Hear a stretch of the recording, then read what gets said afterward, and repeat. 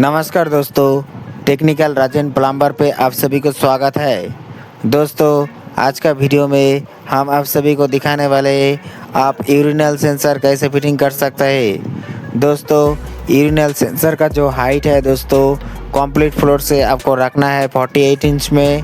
और दोस्तों, इसका जो आउटलेट पॉइंट है दोस्तों, आउटलेट पॉइंट आपको 19 इंच में छोड़ना है।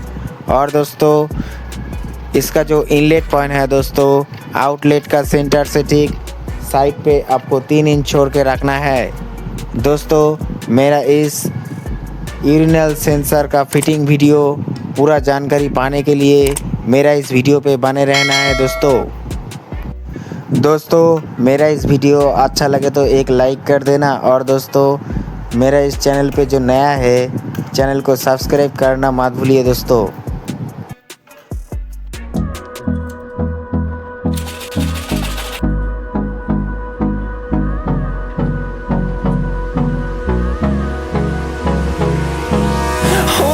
Close till I get up. Time is barely on our side. I don't wanna waste what's left.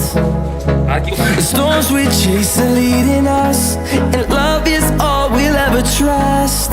Yeah, no, I don't wanna waste what's left. And on we'll go, through the wastelands, through the highways, till my shadow